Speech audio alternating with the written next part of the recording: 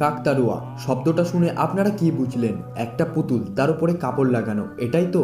কিন্তু তখন কি হবে যখন একটি শস্যক্ষেতের ভেতরে জীবন্ত মানুষকে নৃশংসভাবে মেরে কাকতাড়ুয়ার মতন কাপড় পরিয়ে দাঁড় করিয়ে দেওয়া হবে? কি শুনে অবাক হয়ে গেলেন তো? আজকের কাহিনীটা কিছুটা এই রকম। আচ্ছা, এই রকমটা কে করছে, কেন করছে, সেটা জানতে হলে আজকের ভিডিওটা সম্পূর্ণ দেখতে হবে। মুভির শুরুতেই আমরা একটি চাষিকে দেখতে পাই যে তার চাষের জমিতে একটি কাকতাড়ুয়া লাগাচ্ছিল যাতে কোনো পশু পাখি তার ফসল খারাপ না করে দেয়। কিন্তু কিছুক্ষণ পর আমরা দেখতে পাই সেটি আসলে কোনো কাকতাড়ুয়া নয়, একটি মানুষ যাকে কাপড়ে মুড়িয়ে কাকতাড়ুয়ার মতন বেঁধে রাখা হয়েছে। ঠিক সেই সময় কিছু পাখি এসে তার চোখ তুলে নিয়ে চলে যায়। এরপর আমাদের ফ্ল্যাশব্যাকে চারজন বন্ধুকে দেখানো হয় যাদের নাম ছিল ফারেপসি, এলি, এস ও ডিয়ন। তারা সকলে গরমের ছুটিতে ঘুরতে বেরিয়েছে। কিন্তু তখন এস ও ডিয়নের টয়লেট পায়, সেই জন্য একটি গ্যাস স্টেশনে গাড়ি থামিয়ে তারা টয়লেট করতে চলে যায়। তখন গাড়িতে ফারেপসি আর এলি বসে কথা বলছিল। হঠাৎ তাদের গাড়ির ওপরে কিছু একটা পড়ে, আর সেটা কোনো মানুষের কাটা আঙুল ছিল, যা দেখে এলি আর ফারেপসি ভয় পেয়ে যায়। আসলে ওই আঙুলটিকে আকাশে উড়ন্ত কিছু পাখি নিচে ফেলে দিয়েছে।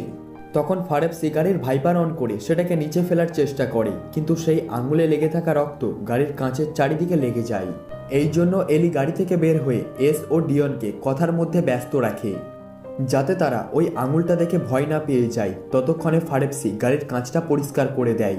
এরপর এস সবাইকে বলে এখান থেকে কিছুটা দূরে একটা ঝিল রয়েছে যেখানে আজকের দিনটা আমরা কাটাতে পারবো। তার এই কথায় সকলে রাজি হয়ে যায় এবং গাড়ি ওখানে রেখেই পায়ে হেঁটে ঝিলের দিকে রওনা দেয়। এরপর তারা তাদের সামনে একটা বোর্ড দেখতে পায় যেখানে লেখা রয়েছে এর থেকে আগে যাওয়া নিষেধ, কিন্তু তারা সেটাকে খুব একটা গুরুত্ব না দিয়ে সামনের দিকে এগিয়ে যায়। এরপর এগিয়ে গিয়ে চাষের জমিতে একটা কাকতাড়ুয়া দেখতে পায়। তখন ডিয়ন লক্ষ্য করে তার ফোনে নেটওয়ার্ক নেই, যার কারণে সে ফারেপসির ওপরে রেগে যায়, কারণ সে নিজেই ঘুরতে আসার জন্য এই জায়গাটা সিলেক্ট করেছিল। তখন এস একটা কাককে আঙুল খেতে দেখতে পায়, যেটা দেখে সে খুবই ভয় পেয়ে যায়। কিন্তু ফারেপসি বলে সে তো শুধুমাত্র একটা পোকা খাচ্ছে, আর এই জন্যই তারা এই ব্যাপারে বেশি চিন্তাভাবনা না করে সামনের দিকে এগিয়ে যায়। কিন্তু অ্যালি ও ফারেপসি জানতো এটা একটা মানুষের কাটা আঙুল ছিল।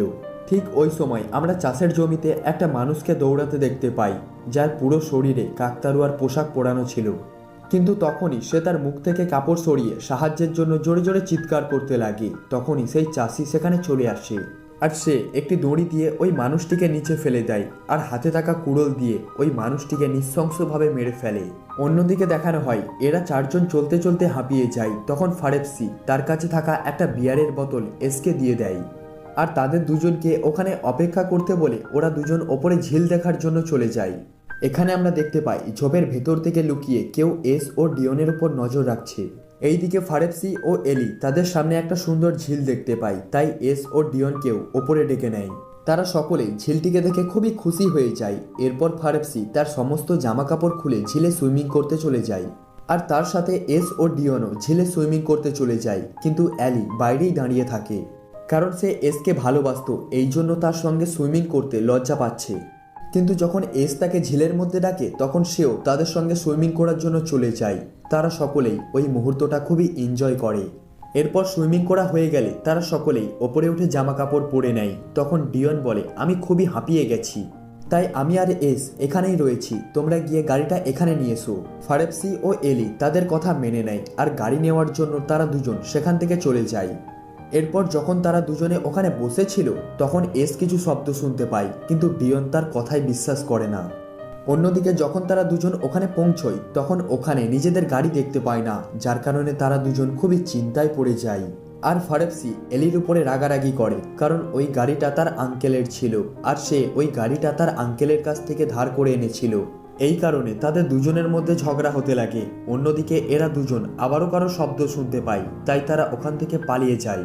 আর সেখান থেকে পালিয়ে ফারেপসি আর এলির কাছে যায়। এখানে তাদের দুজনকে দেখে ফারেপসি আর এলি শান্ত হয়ে যায়, আর তাদেরকে বলে তাদের গাড়িটা চুরি হয়ে গেছে। যা শুনে এস ও ডিয়ন খুবই চিন্তায় পড়ে যায়, কারণ সন্ধ্যা হয়ে আসছে আর তারা খুবই ক্ষুধার্ত ছিল, আর তাদের সব জামা কাপড় খাবার দাবার ওই গাড়ির মধ্যেই ছিল।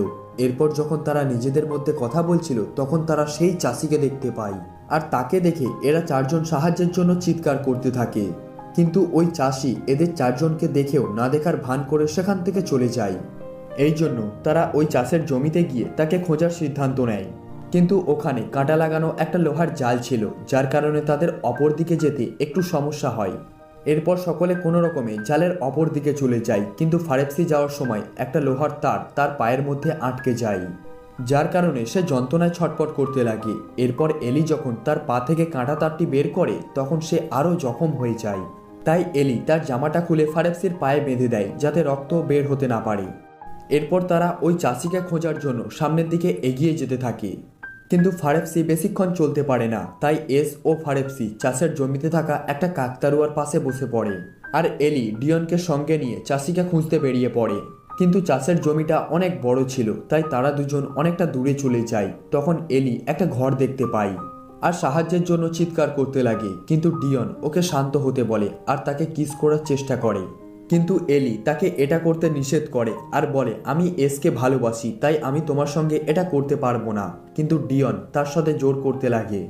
অন্যদিকে ফারেপসির পায়ের যন্ত্রণা বেড়েই চলেছে, তাই এসের কাছ থেকে একটা সিগারেট চাই। অন্যদিকে অ্যালি ও ডিয়ন কিস করছিল, কিন্তু তখন অ্যালি কিছু শব্দ শুনতে পায়, তাই ডিয়নকে থামতে বলে। আর যখন পেছন দিকে তাকায় তখন সেই চাষি তাকে মেরে অজ্ঞান করে দেয়। আর চাষিকে দেখে ডিয়নও ভয় পেয়ে যায়, তাই ওখান থেকে পালানোর চেষ্টা করে, কিন্তু সেই চাষি তাকেও মেরে অজ্ঞান করে দেয় আর তাদের দুজনকে সাথে নিয়ে চলে যায়। অন্যদিকে দেখানো হয় তারা দুজন অপেক্ষা করতে করতে সন্ধে হয়ে যায়। তখন এস লক্ষ্য করে তার সামনে থাকা কাকতারুয়াটা নড়াচড়া করছে। তখন ফারেপসি বলে তার টয়লেট পেয়েছে, তাই এস তাকে সাথে নিয়ে জঙ্গলের সাইডে চলে যায়। অন্যদিকে সেই চাষি ডিয়নকে নিয়ে তার ঘরে যায়, যেখানে আমরা দেখতে পাই সেখানে আগে থেকেই ওই চাষি অনেককেই বন্দি বানিয়ে রেখেছে, আর সে ডিয়নকেও ওখানে বেঁধে দেয়। তখন ডিয়নের জ্ঞান ফিরে আসে, সে জোরে জোরে চিৎকার করতে থাকে। এই জন্য তার চেল্লানোর আওয়াজ শুনে চাষি বিরক্ত হয়ে গিয়ে ডিয়নের মুখ একটা সুতো দিয়ে সেলাই করে দেয়। অন্যদিকে ফারেপসি টয়লেট করতে অনেক সময় নিচ্ছিল, তাই এস ওখানে বসে ওই কাকতারুয়াটিকে ভালোভাবে দেখতে লাগে। তখন সে লক্ষ্য করে ওই কাকতারুয়াটির মধ্যে থেকে অনেক সব পোকামাকড় বের হচ্ছে, যা দেখে এস খুবই ভয় পেয়ে যায় আর ফারেপসিকে তাড়াতাড়ি করতে বলে। এইদিকে সেই চাষি অ্যালিকেও তার সাথে নিয়ে আসে, আর ডিয়ন তাকে জাগানোর জন্য জোরে জোরে চিৎকার করতে লাগে। এই জন্য ওই চাষি খুবই রেগে যায় আর ডিয়নকে একটা ইঞ্জেকশন দিয়ে অজ্ঞান করে দেয়।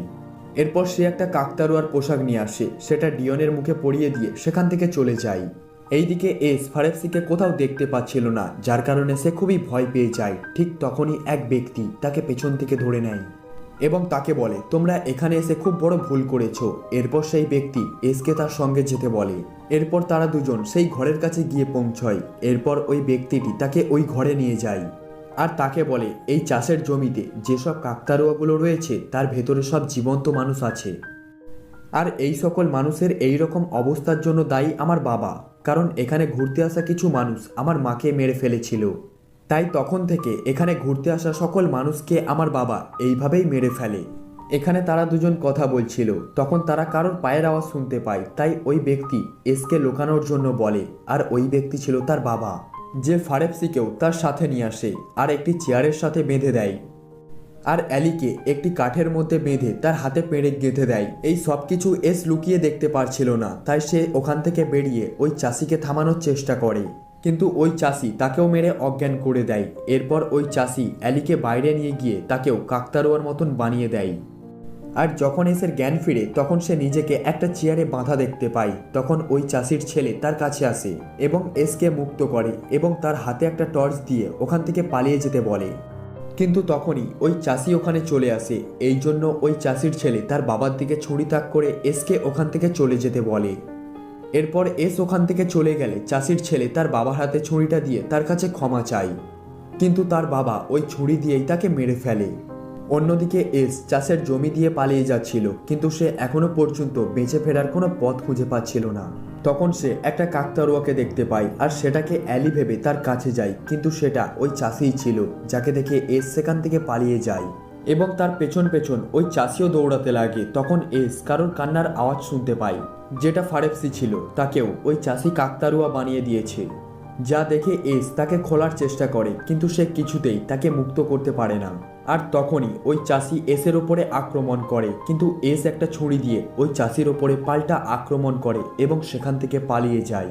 এরপর এস কোনো রকমে সেখান থেকে পালিয়ে চাষের জমি থেকে বেরিয়ে মাটিতে পড়ে যায়। এই জন্য তার শরীরে অনেকটাই আঘাত লাগে তার উঠে দাঁড়ানোর মতন ক্ষমতাও ছিল না। তখন এস তার সামনে একটি গাড়ি দেখতে পায়, যার মধ্যে দুইজন কাপেল জোরালো গান শুনে ইন্টিমেট হচ্ছিল, যার কারণে তারা এসের চেল্লানোর আওয়াজ শুনতে পায় না।